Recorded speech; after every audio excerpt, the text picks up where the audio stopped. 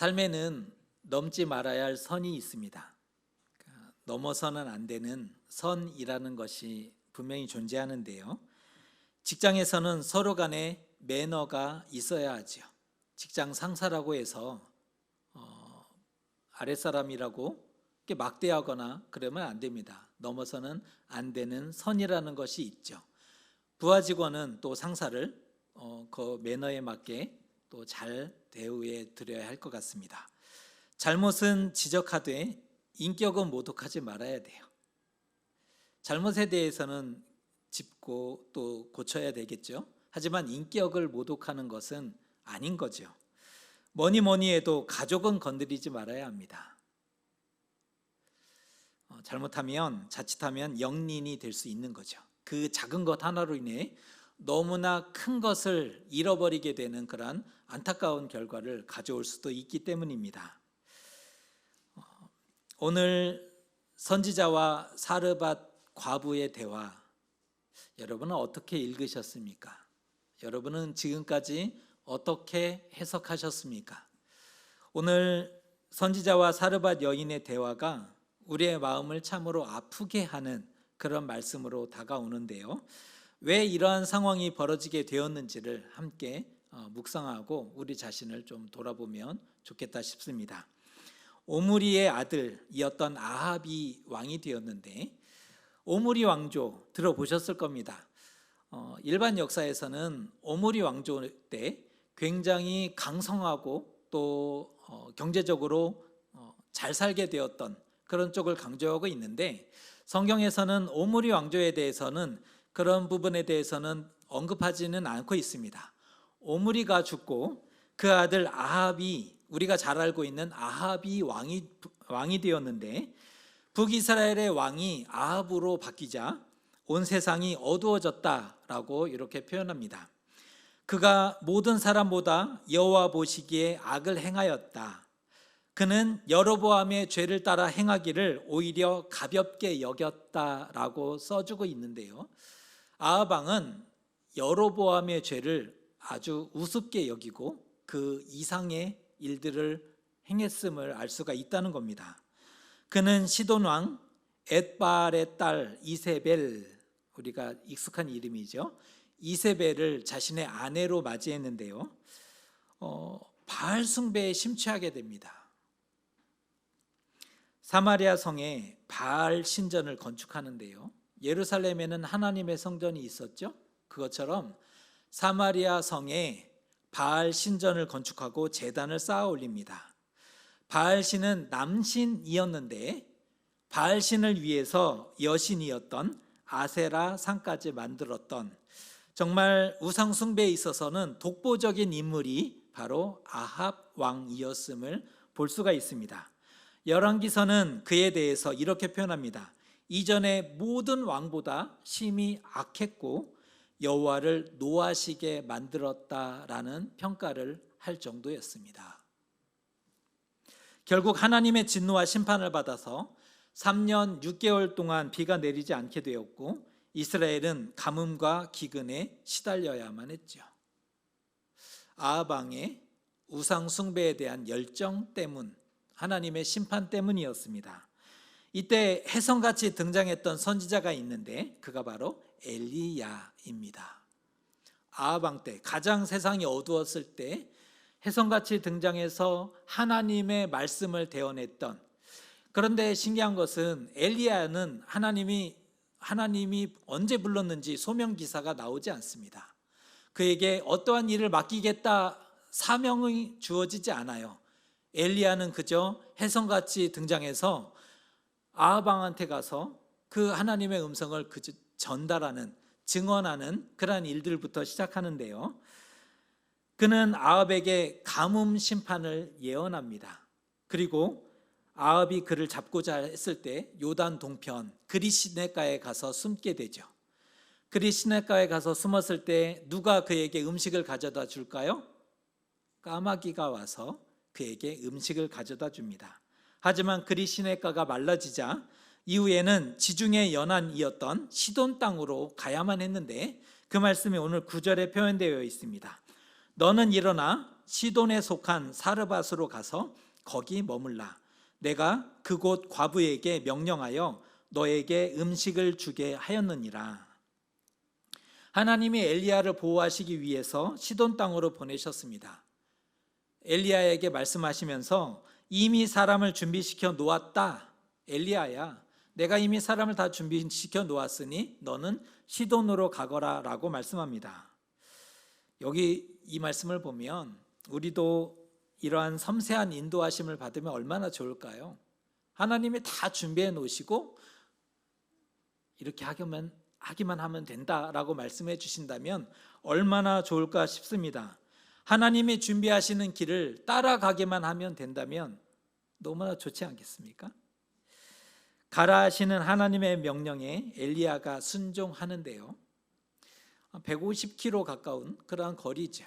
적어도 가뭄이 또 음식이 충분하지 않았던 때 5일 이상이 걸리는 그러한 힘겨운 걸음이었는데 하나님은 그곳으로 엘리야를 보내십니다.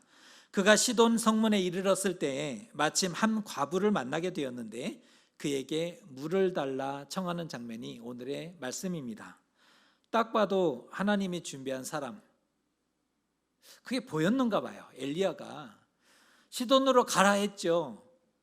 그런데 성문에 이르렀는데 한 과부를 보게 되었고 그는 하나님이 준비한 사람이었음을 알아보았다는 거죠. 순조롭게 만나는 은혜를 하나님이 허락해 주셨어요. 순조롭게 만나는 은혜, 하나님이 엘리야에게 허락해 주신 은혜였습니다. 아합 왕 때는 아내였던 이세벨의 영향으로 인해서 시돈의 신이었던 바알을 숭배하게 되었습니다. 그 이전에 나왔던 가나안의 신이었던 바알과 아합 때 섬겼던 신은 약간은 다릅니다. 같은 바알이라는 이름을 쓰고 있는데 지금 아합 때 언급되었던 바알의 신은 시돈의 주신으로 섬겼던, 시돈 땅에서 주신으로 섬겼던 아내 이세벨이 가지고 왔던 그러한 우상이었는데요, 바알은 번개와 비, 폭풍의 신이었어요. 이때 당시 고대에 비의 신, 폭풍의 신은 땅에 풍요를 가져다 주는 부요의 신이라고 사람들이 좋아했고 믿었다는 거죠. 하지만 정작 바알의 본거지로 알려진 시돈에도 비가 내리지 않았어요. 그 땅에도 지독한 기근에 시달렸다는 겁니다. 이것만 봐도 바알은 결코 비를 주지 못하는 가짜 신임이 이미 증명되었음을 알 수가 있는 장면입니다. 하지만 여인은 선지자도 여인을 한눈에 알아보고 여인도 선지자를 한눈에 알아봤던지 지금 가뭄이 기승을 부리고 있었지 않습니까? 그럼에도 물이 없습니다, 할 수 없습니다 라고 말하지 않고 가지러 가려고 했다는 거예요. 이 여인의 모습을 보면 굉장한 순종이지 않습니까? 마실 물이 없었어요. 그런데 엘리야가 물을 달라 하니 즉시 가지러 가려고 했었던 그 순종을 볼 수가 있는데요, 그때 엘리야는 한 가지를 더 요구하죠. 떡 한 조각을 달라. 이 말은 음식을 달라는 표현이었습니다. 그러자 여인이 하소연하지 않습니까? 여인의 하소연이 12절의 말씀인데 우리가 같이 읽어보겠습니다. 그가 이르되 당신의 하나님 여호와께서 살아계심을 두고 맹세하노니 나는 떡이 없고 다만 통에 가루 한 움큼과 병에 기름 조금뿐이라. 내가 나뭇가지 둘을 주워다가 나와 내 아들을 위하여 음식을 만들어 먹고 그 후에는 죽으리라. 모두가 가뭄으로 인해 기근으로 인해 힘든 때이지만 당시 사회적인 약자였던 과부에게는 정말 가혹하리만큼 힘들었을 겁니다. 왜냐하면 가장이었던 남편이 없었다 그래요. 이때 당시 여인이 사회생활을 할 수 있었던 때는 아니었어요. 그러면 무엇을 먹을 수 있었을까요? 남들이 추수한 그 밭에 가서 떨어진 부스러기를 주워다가 근근히 살아갈 수밖에 없었던 때였다는 거죠. 그런데 기근 때문에 농사가 제대로 되어지지 않습니다. 땅에 떨어진 것 넉넉할 리가 없죠. 아마 그 누구보다 가혹한 그런 시간을 걸어가야 했을 것입니다. 자신의 심정을 비로소 선지자에게 토로하지 않습니까? 여호와의 살아계심을 두고 맹세하지만 내게는 통에 가루 한 주먹뿐이고 병에 기름 조금뿐입니다. 그것이 나에게 있는 전부입니다. 지금 내 아들과 음식을 만들어 먹고 그 후에는 죽을 생각입니다. 이 얘기를 하는 거예요. 떡 하나 만들어서 아들과 나눠 먹고 그 후에는 죽기를 기다릴 생각입니다. 라는 얘기를 엘리야에게 하고 있는 겁니다. 이 말은 맹세코 사실이죠. 사실이었어요. 실제 그리 되었을 확률이 100%입니다. 이건 과장이 아니라 실제 한 끼 더 만들어 먹고 그녀는 굶어 죽기를 기다려야 하는 그런 상황이었을 겁니다. 그녀에게는 마지막 식사였어요. 지금 죽음을 준비하고 있었던 거죠. 하나님도 참 무심하셨지. 공개가 가능하고 감당할 만한 부자에게 명령하셨다면 어떻게 되었을까요? 그러면 조금 얻어먹어도 조금은 덜 미안했지 않겠습니까? 그런데 하나님이 사람을 준비하셨대요. 큰 소리 쳐서 시돈에 갔는데 그 준비한 사람이 마지막 한 끼 먹고 죽기를 기다릴 그러한 형편이었다는 거예요. 선지자도 여인도 딱하고 가엾기는 마찬가지죠. 선지자도 가엾어요. 여인은 더 뭐라고 말을 할 수 없을 만큼 가엾고 불쌍한 상황이었습니다. 그런데 선지자잖아요. 엘리야 선지자죠. 선지자라면, 하나님의 선지자라면 양식을 구해서 어떻게든 가난한 이들을 먹이고 그들의 생명을 살려야 되는 거 아니겠습니까? 선지자라면서요. 그러면 양식을 구해서, 아니 기도하든 어떻게 하든 그 방식은 알아서 하되 가난한 이들을 먹이고 살리는 게 선지자의 역할 아니겠습니까? 또한 하나님이 살아계시다면서, 하나님이 살아계시다면 땅에 이제는 비를 내리게 하고 양식을 주셔야 되지 않습니까? 아닌가요? 하나님이 살아계신다면서 그렇다면 땅에 비를 좀 주시고 양식을 주셔야 정말 수많은 고통하는 이들이 그 먹을거리를 얻을 수 있지 않겠습니까? 엘리야의 선택이 남았어요. 솔로몬의 선택처럼 엘리야의 선택은 어떻게 했을까요? 먼저 그것으로 나를 위하여 떡을 만들라. 엘리야의 선택입니다. 먼저 그 떡을 나에게 달라. 이게 무슨 개벽다구 같은 소리일까? 여러분 성경 안 읽으셨어요? 성경을 읽었더니 무슨 이런 개벽다구 같은 소리를 하고 있나? 이쯤 되면 선지자를 돌로 쳐야 되지 않습니까? 너무 이기적이잖아요.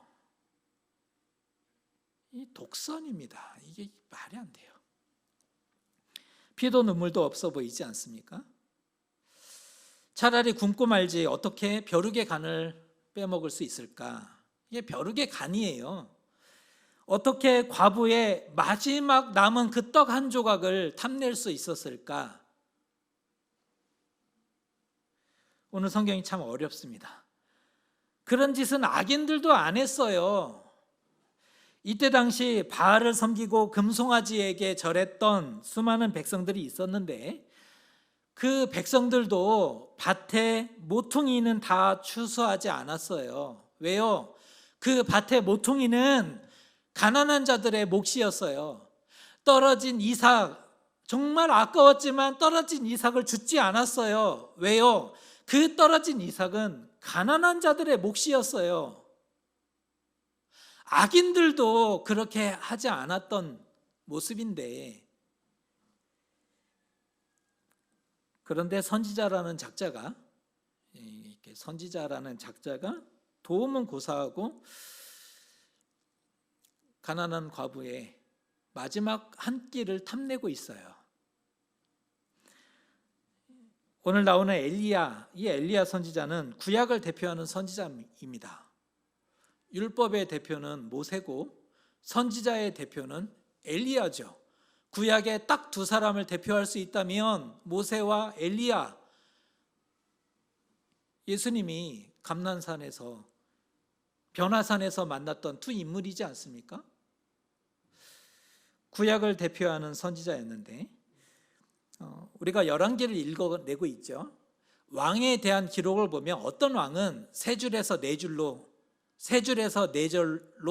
이 왕에 대한 기록이 끝나더라는 거예요. 남유다 20명의 왕과 북이스라엘 20명과 남유다 19명, 토탈 39명의 왕이 열왕기에 기록되어 있는데, 어떤 왕은 세 절에서 넉 절로 그 일생의 기록이 끝나지 않습니까? 그런데 엘리야에게 할당된 분량이 어떻게 되는 줄 아세요? 열왕기상 17장에서 18장, 19장, 그 다음에 21장, 열왕기하 1장, 2장, 무려 6장이 할당이 돼요. 분량이. 아니, 왕에 대해서 기록하는데 석절, 우리가 잘 아는 히스기야 왕 석장입니다. 할당된 분량이. 그런데 엘리야에 대한 기록이 6장에 할당이 돼요. 이거는 거의 역대급이죠. 우리가 역사서가 아니라 마치 선지서를 읽는 것처럼 보여져요. 왜? 엘리야에 대한 기록이 무려 앞뒤로 하며 8장에 관련된 내용이 언급되어 있기 때문입니다. 위대한 하나님의 사람이죠. 이거는 분명하다는 거예요. 그런데 위대한 하나님의 사람은 앞에 있는 사람을 막대해도 되는 건가요? 오케이, 그는 위대한 하나님의 사람, 하나님의 음성 들었어요. 하나님의 예언을 하는 사람이에요. 그런 사람은 앞에 있는 한 사람을 마음대로 무시해도 되는 걸까요? 힘이 없다고 무시하고 짓밟아도 되는 건가? 하나님은 그런 분이신가? 그런 권위적이고 불합리한 모습 때문에 사람들의 교회를 욕하고 비난하는 것 아니겠습니까? 그런 권위적인 모습, 그런 불합리한 모습, 그런 모습 때문에 사람들이 교회를 비난하는 거잖아요. 이거 말씀을 읽었는데 대체 어떻게 설교해야 될까? 한 주간이 굉장히 괴롭더라고요. 아니, 다른 좋은 말씀도 많은데 하필 이러한 애매한 사건을 기록해 놓아서 말씀을 읽었어요. 불쾌하더라고요. 또 읽었어요. 괴롭더라고요. 아니, 하필 이런 말씀을 왜 성경에 좋은 말씀만 남겨놓으면 얼마나 좋을까요? 동의가 안 되니까 성경이 읽어지지 않고 멈춰 있었습니다. 가뜩이나 죽어가고 생명이 꺼져가는데 마지막 있는 것마저 달라니 이게 말이 되나요? 그러나 하나님은 과부의 남은 떡 하나를 탐하셨습니다.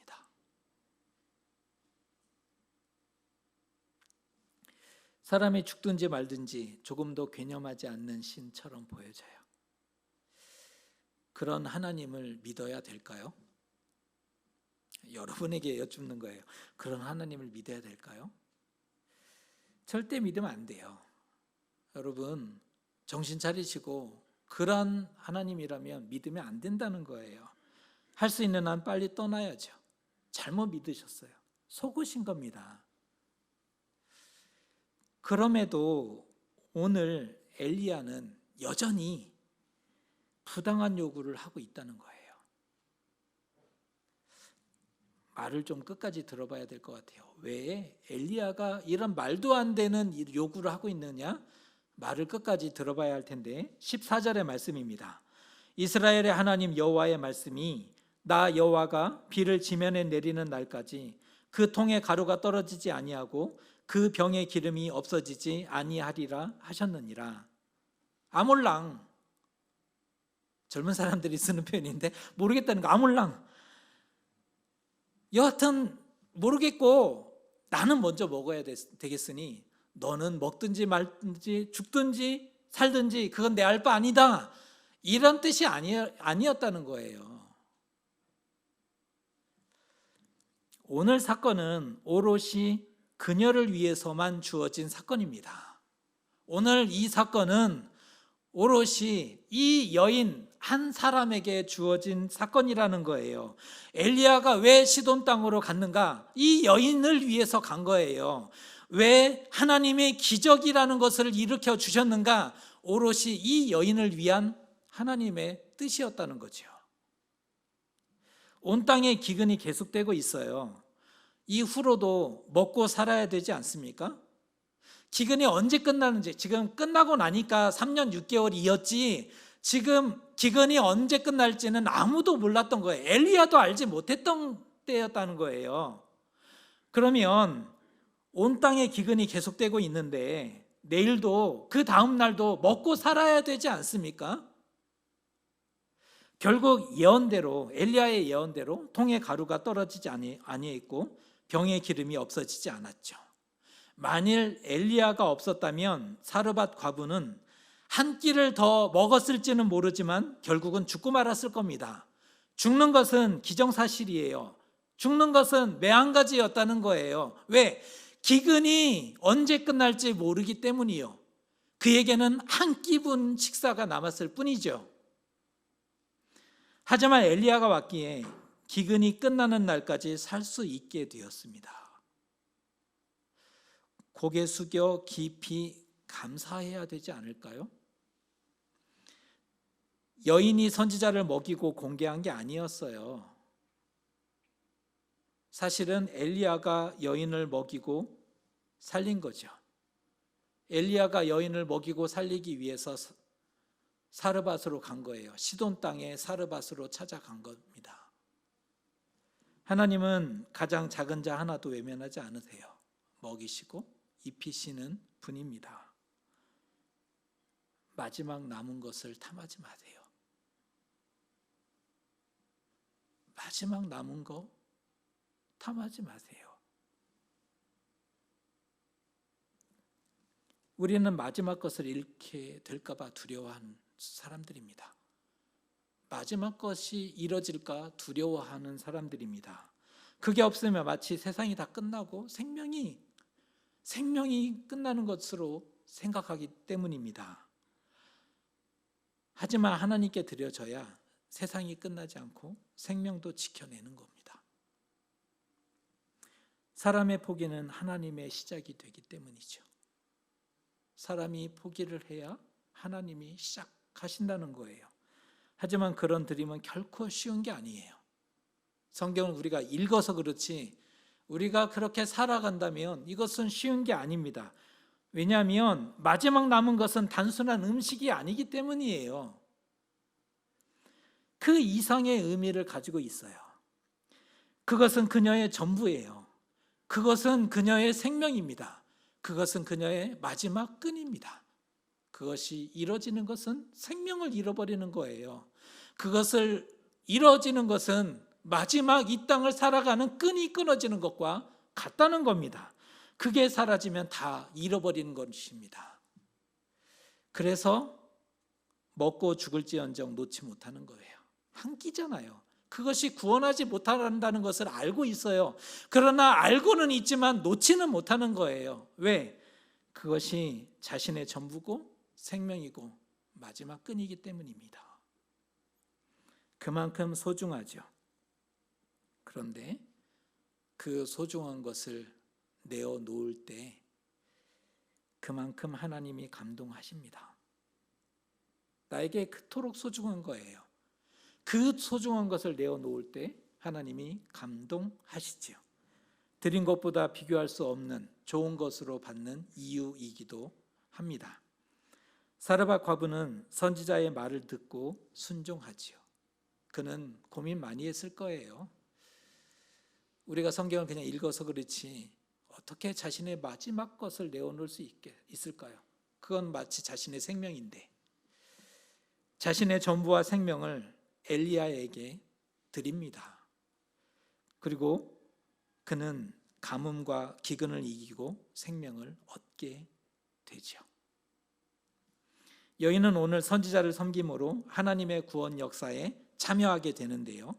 이후에 바알 선지자와의 그 대결을 통해서 하나님이 불로 응답하시지 않습니까? 그때 온 이스라엘 백성이 이렇게 고백합니다. 여호와 그는 우리의 하나님이시로다. 여호와 그가 우리의 하나님이시다라는 고백을 하게 되는데 이스라엘의 신앙 회복을 도왔던 그리고 하나님이 참 하나님이심을 증명하게 되었던 엘리야의 사역을 도운 그러한 여인이 될 수 있었다는 겁니다. 물론 오늘 말씀을 일반화할 수는 없을 거예요. 사르밧 여인이 그렇게 드리고 하나님 앞에 응답받은 것처럼 우리도 드리고 받을 수 있다, 이런 말씀이 아니죠. 먼저 그의 나라와 의를 구하라, 이런 말씀 아니에요. 구워 드리고 배로 받으시라, 이렇게 말씀드리는 거 아니에요. 믿음으로 드리면 어찌 되겠지, 막연한 희망 드리는 그런 말씀이 아니라는 거예요. 그런데 한번 생각해 보세요. 아브라함이 그 외아들 이삭을 제물로 드릴 때 하나님과 이삭을 그 이후로 소유하게 되었어요. 아브라함이 이삭을 낳았지만 자신의 아들이 아니었고, 아브라함이 하나님을 믿었지만 이삭을 드리기 전까지는 나의 하나님이 아니었어요. 그런데 이삭을 하나님께 제물로 드리는 그 순간 하나님은 자신의 하나님이 되었고 이삭은 참으로 자신의 아들이 되었죠. 드림으로 둘 다를 얻게 되는 결과를 가져왔어요. 주인이 누구냐를 묻는 질문이에요. 너희가 바알을 섬기겠느냐 하나님을 섬기겠느냐, 엘리야 선지자가 묻잖아요. 주인이 누구냐를 묻는 거예요. 사르밧 과부에게도 묻는 거예요. 주인이 누구냐, 너의 삶의 주인이 누구냐를 엘리야가 묻고 있는 거예요. 그 마지막 식사를 달라가 아니라 너의 주인이 누구이냐를 묻고 있는 질문인 겁니다. 하나님을 인정할 수 있느냐, 지금 그 상황에서도 하나님을 인정할 수 있겠느냐, 여기에 답이 있는 겁니다.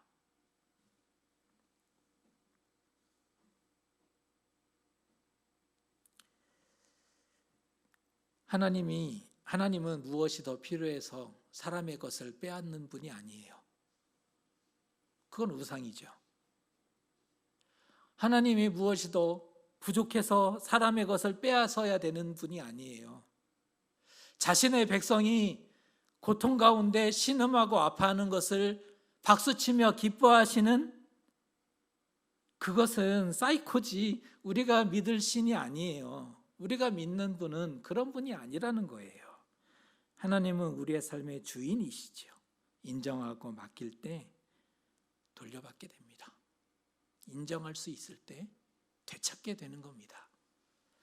그런데 우리에게 없는 것을 요구하지 않으신다는 거예요. 우리에게 없는 것을 요구하면 우리 모두는 과감하게 드릴 수 있어요. 아직 나에게 없거든요. 그런데 우리에게 있는 것을 요구하신다는 거예요.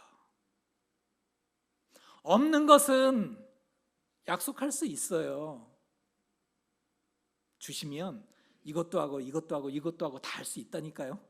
그런데 우리에게 있는 것을 요구하시니 이것이 우리의 생명줄인데, 마지막인데,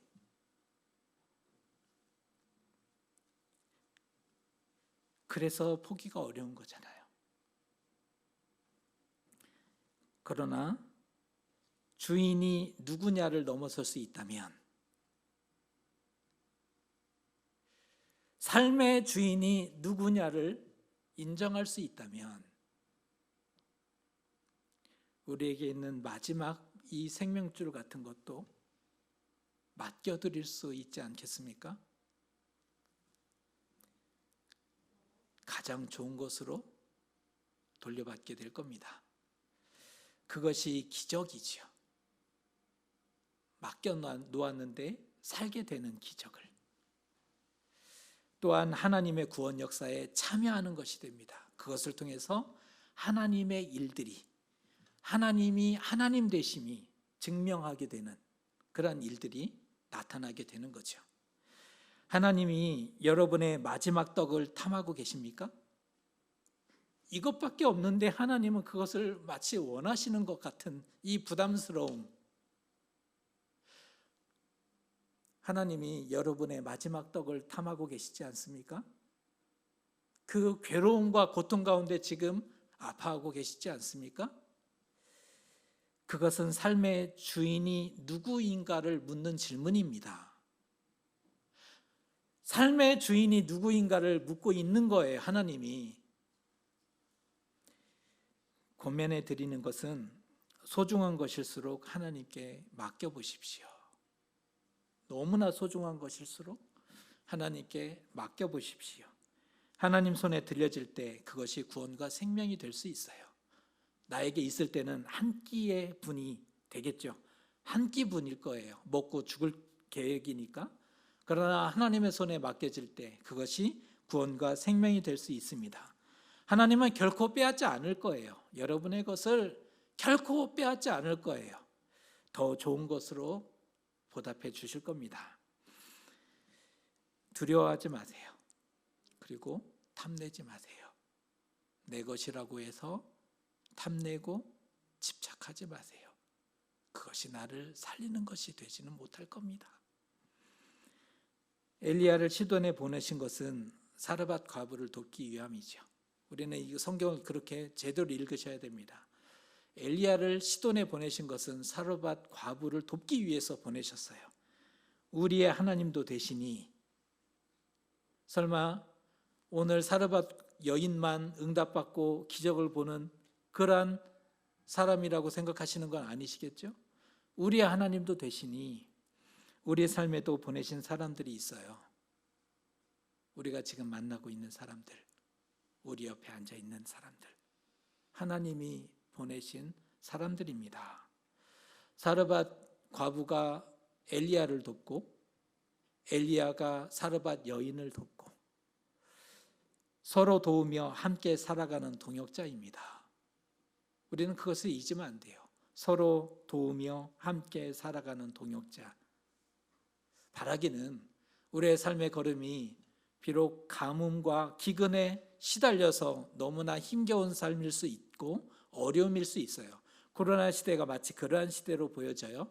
그러나 서로 돕고 함께 살아가는 동역자, 서로 손을 붙잡고 서로 위로하고 응원하는 동역자, 그러한 사람들이 되시기를 주님의 이름으로 축복합니다.